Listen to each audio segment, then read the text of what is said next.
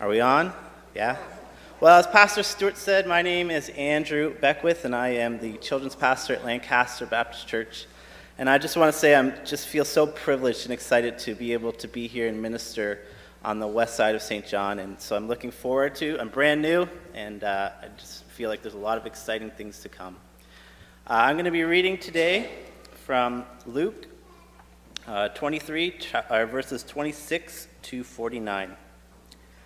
As they led him away, they seized Simon from Cyrene, who was on his way in from the country, and put the cross on him, and made him carry it behind Jesus.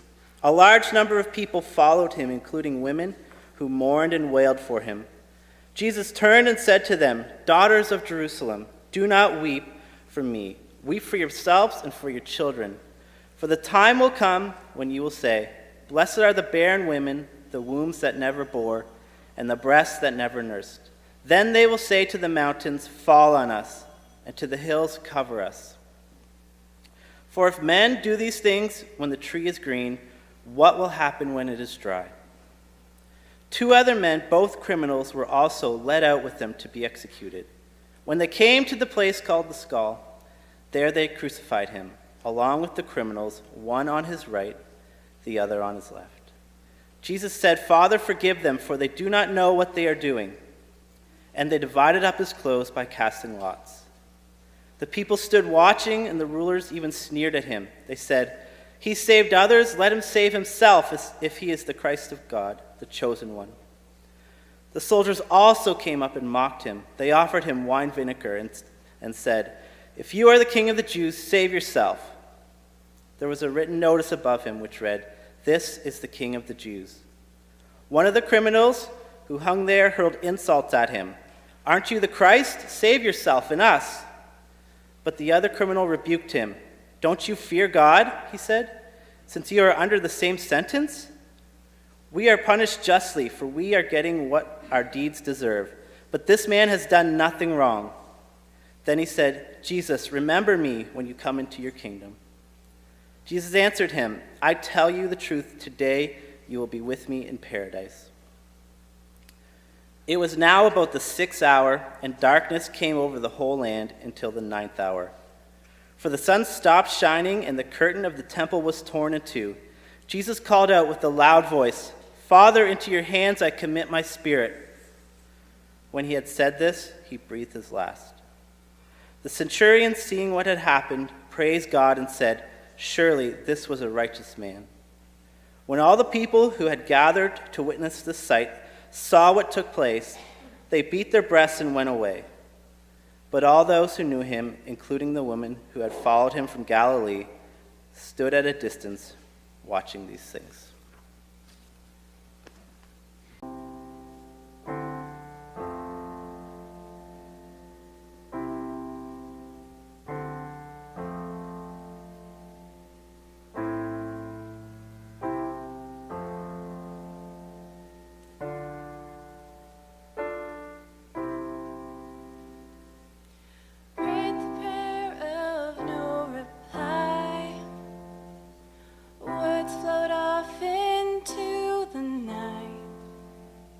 Couldn't cut the doubt with the sharpest knife, singing, "Oh, oh, God, forgive us."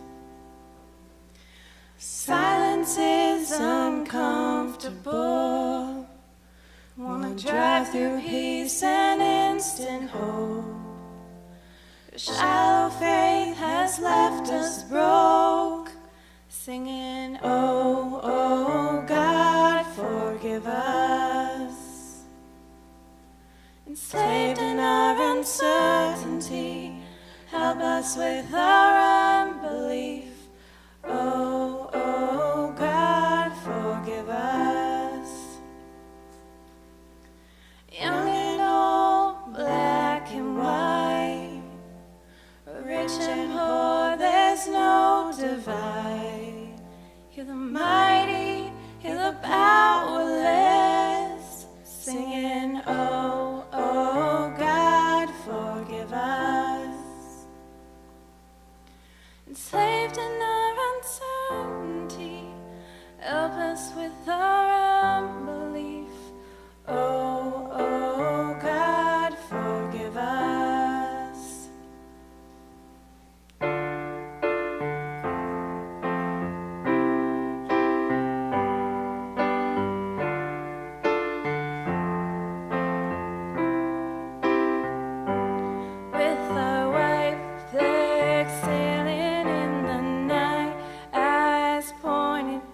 the sky, hands up and open wide,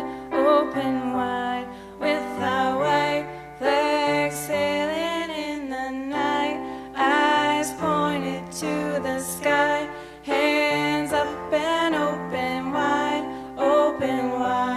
with our white flag sailing in the night, eyes pointed to the sky, hands up and open wide, open wide.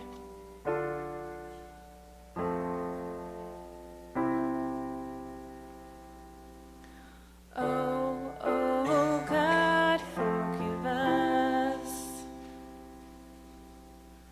slaved in our uncertainty, help us with our unbelief. Oh, oh, God, forgive us. Beautiful. Thanks, girls. Well, it's my pleasure to introduce the Reverend Dr. Malcolm Card. Malcolm, if you want to make your way on up here, I'm going to just introduce you as you make your way. I've had the privilege of working with Malcolm in different ways.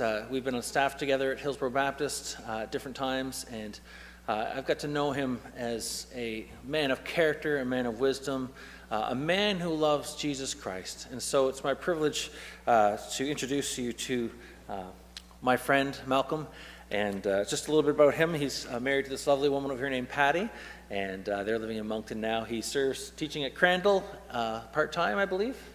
Shakes that, yes. And as well, he works at CBM right now, Canadian Baptist Ministries. So, Malcolm, thank you for bringing the word this morning, and Good Friday. Thank you. Good morning. It's a great idea of the two churches. I want to encourage this tradition of getting together for Good Friday. We're members of the Hillside Baptist Church, and so that's where Andrew came from. So Andrew's, he's our loss, but your gain, and we're thrilled. Andrew was part of a baptism at the church a while back. It was a beautiful thing to see. And I certainly appreciate both of your pastors. Pastors mold churches, but I believe that churches also have a huge impact on pastors, and look after your pastors and care for them. And when they leave you, may they be better than when they came, because it's really important that while they minister to you, you minister to them. So this is Friday, Good Friday. It's an interesting term. Why do we call Friday before Easter Good Friday? The good news of the gospel only makes sense if we first understand the bad news of our condition as a sinful people. We are enslaved to sin, and we desperately need help. Good Friday is good because, as terrible as the day has been or was, it has happened so that we might receive the joy of Easter. It's Friday, but Good Friday signals out the end of Lent. Lent, of course, which liturgical churches observe the 40 days before Easter, is not about self-improvement. Lent is not about self-denial for the sake of some moral gratification. At its most basic level, the 40 days before Easter, Lent, is about waiting for death.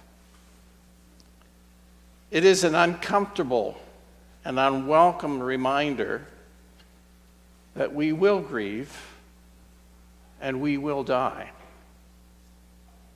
Lent is about embracing the pain of death rather than avoiding it. Lent is a reminder to us of the temporary reign of death. Good Friday can be summed up in two words: suffering and sacrifice. we tend not to be too enthusiastic about either subject. Most of us in Canada know very little about real suffering and real sacrifice. I have vivid memories of our very first Easter. We went to Indonesia when we were young as missionaries, and looking forward to our first Easter. And on Good Friday, Indonesia is, of course, a large Muslim country, but we were working with a church there.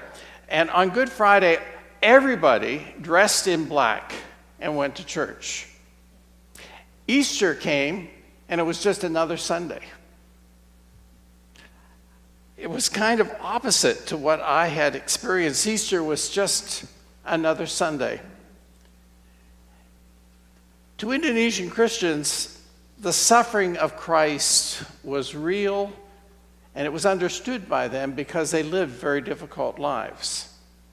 Many Christians in the world living very difficult lives with lots of suffering fully identify with the suffering of Christ. Back in those days, this is the 60s, my students suffered greatly from simple they suffered greatly from toothaches and headaches because they didn't have access to aspirin.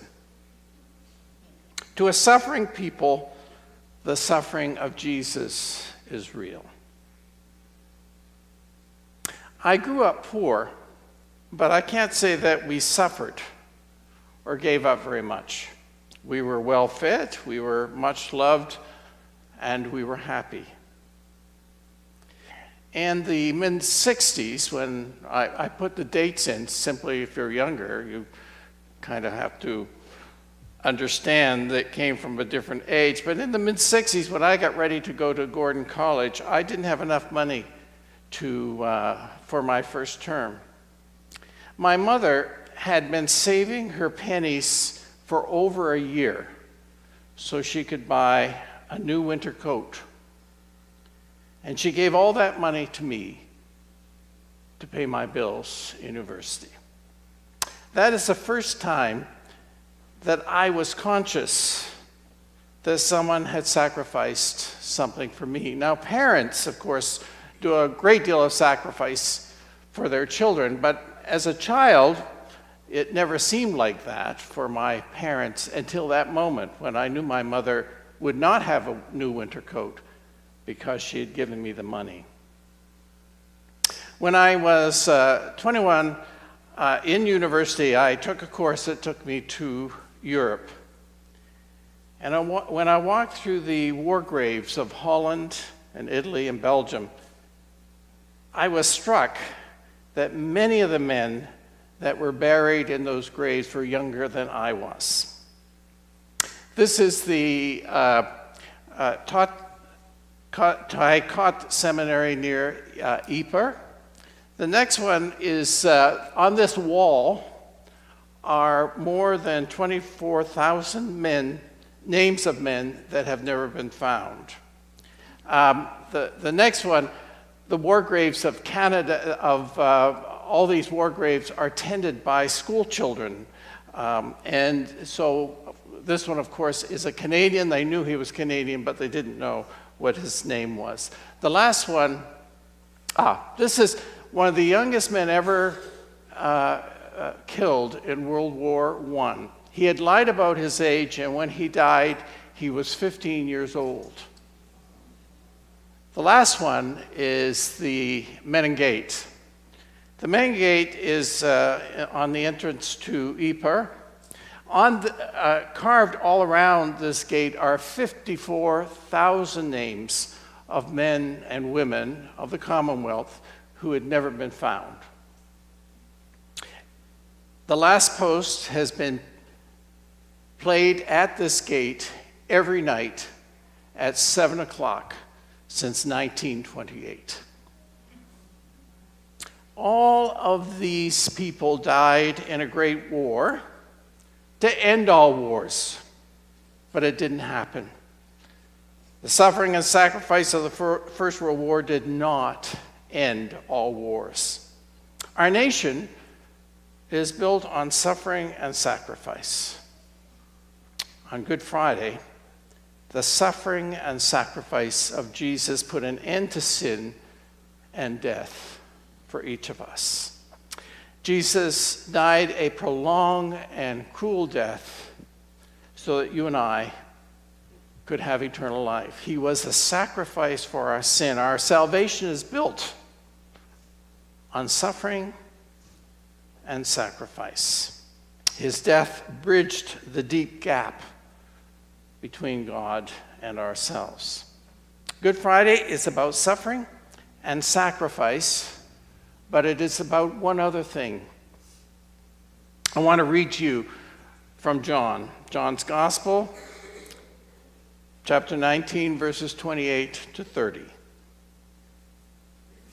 After this, Jesus, knowing that all now was finished, said to fulfill the scriptures, I thirst. A bowl full of vinegar stood there, so they put a sponge full of vinegar on hyssop and held it to his mouth. And when Jesus had received the vinegar, he said, It is finished.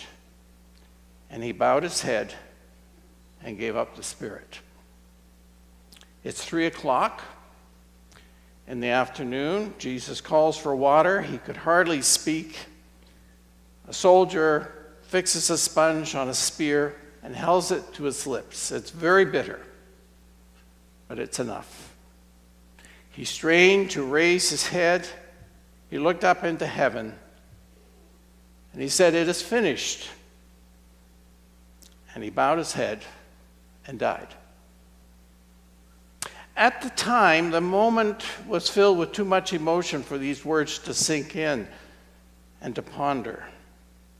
But later, when the early Christians began to read John's Gospel and hear these words again, it dawned on them just how powerful these dying words of Jesus had been. John wrote his Gospel in Greek, and those last words of Jesus is just one word in Greek, tetelestai. The expression, it is finished, was well known to people. It was part of everyday language. When a servant had completed a difficult job that his master had given him to do, he would say to his master, tetelestai. I've overcome all difficulties. I've done the job to the best of my ability. It is finished. When the Jewish people went to the temple with their sacrifices, the high priest would examine what was brought. Most likely he didn't speak Greek, but he would use the Hebrew equivalent of tetelestai, meaning your sacrifice is accepted. It is perfect. When a merchant at the market made a sale, the money is handed over, he would say tetelestai. The deal is finished. It's complete. The price has been paid in full. I'm satisfied. When an artist had finished a painting or a sculpture, he would stand back and say, tetelestai. It is finished. There's nothing more that can be done to make this piece any better.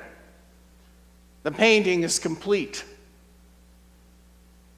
When a young boy recited to his father a difficult passage that he had learned from the scriptures, or a little girl showed her mother the bread that she had just baked for the family, they would say, tetelestai. Well done. I'm proud of you.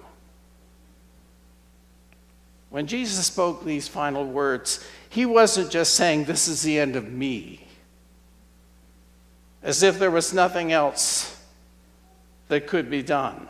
His last words weren't a final surrender to the power of Satan, as if to say, you've won. I'm done for. All of those who heard the word tetelestai, the servants who offered sacrifices, people who offered sacrifices at the temple, buyers and sellers at the market, artists, parents, children, understood that Jesus was saying that his job of saving the world had been completed. He has finished the task. Nothing else can be added. The price has been paid in full. and he has canceled all debt. His sacrifice is the perfect one, acceptable to God, who looked down on his son hanging lifelessly on the cross and said, "Well done. Well done, my son, in whom I'm well pleased." Tetelestai, it is finished. Everything is complete.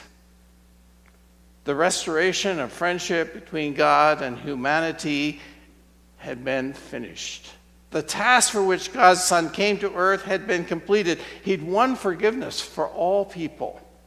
Nothing else needed to be done. That's why we call Good Friday, Good Friday. It certainly wasn't a good day for Jesus. He endured pain, soul-wrenching agony, hanging on the cross, death taking hours to complete. We call today Good Friday because the cross is proof of a powerful love that God has for each of us. No one, not even God, would do something like this unless he truly loved us. Here we see a love that was prepared to endure the ultimate in order to rescue us. What was it that was finished? Reconciliation was finished. The word reconciliation has been used a lot lately, particularly in connection with First Nations people in our own country, where things have happened in the past and it's caused a problem between us. Efforts have been made to heal the differences, to close the gap caused by past actions, to restore friendship, to be reconciled. A terrible gap had come between God and all humanity caused by sin and evil. Our offenses, our disobedience, the hurt we caused God and others have destroyed our relationship with God. I am sure that all of us have done something that has hurt somebody in the past. And because of that, your friendship with that person has been damaged. A gap has come between you. You feel uneasy when you meet that person, or in fact, you may avoid that person. All of that doesn't change until you put aside your differences and friendship is restored. God created a perfect world. He made a people to live in harmony and peace with one another. But look what happened. Even in our world today, look what happened. We all know what is the effects of poorly chosen words, of a lack of consideration that we have on our relationships with one another. Greed and selfishness destroys friendship and destroys and separates people from nations. Sin has a devastating effect on our lives. It separates us from God, it separates us from one another, and if we have any hope at all, someone had to deal with the sin and had to help us to restore our relationship with God. God sent his Son that this might happen. A couple years ago, we were in Prague, and we were taken to a place called the Garden of Peace. What you are looking at is the site of a former village called Lancaster in Czechoslovakia. Hitler had sent his, this is the village, all of that. Hitler had sent his man in Czechoslovakia was one called Reinhold Heydrich. And it is believed that the British cooperated with the Czechs, and somehow or other they managed to assassinate this man. And this one man died, but Hitler decided that he had to have his revenge. His choice was this small, innocent village. On June 9th, 1942, security police rounded up all the men in the village and shot them. The women were sent to a concentration camp where very few survived. Every building was destroyed. Every tree was uprooted. The lake was filled and the entire area flattened. The village site was made into this Garden of Peace in 1955. The centerpiece of the garden is the Children's Monument. It took 20 years to complete. Just go through them. Just look at this. All the children were put on a train to go to a concentration camp in Germany. But the train broke down. So to save time and money, they just gassed all the children. All of these atrocities were committed to avenge the death of one man. On Good Friday, one man died that we might live. The message, John 3:16. This is how much God loved the world. He gave his son, his only son, and this is why. So that no one needed to be destroyed.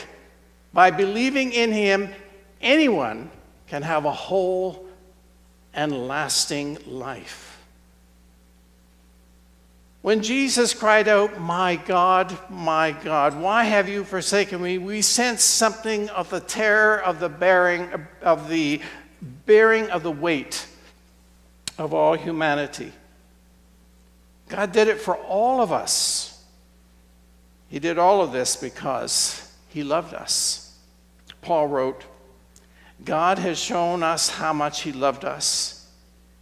It was while we were still sinners that Christ died for us.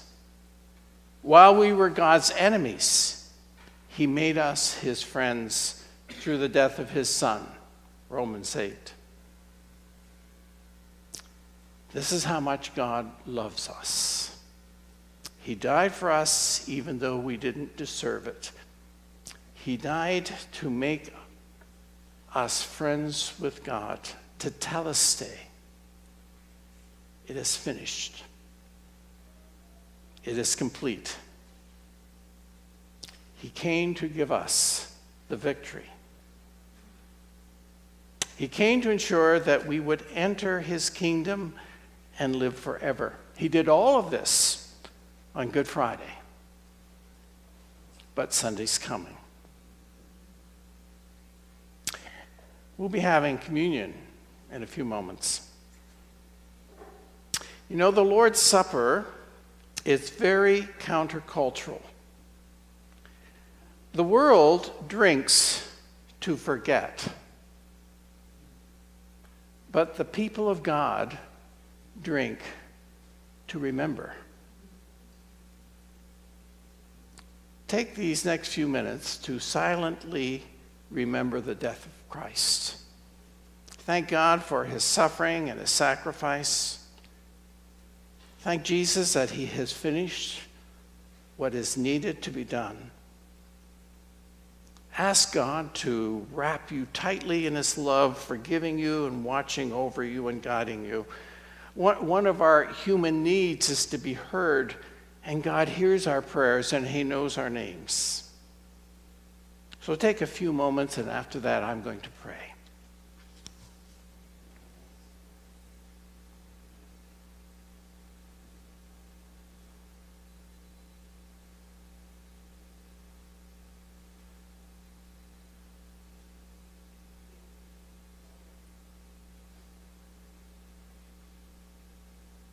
Loving God, what you have done for us in Jesus' death on the cross is far more than we deserve. His death has made us friends with you again. His death has given us forgiveness and the hope of life forever. Everything is complete. And we thank you from the bottom of our hearts. Amen.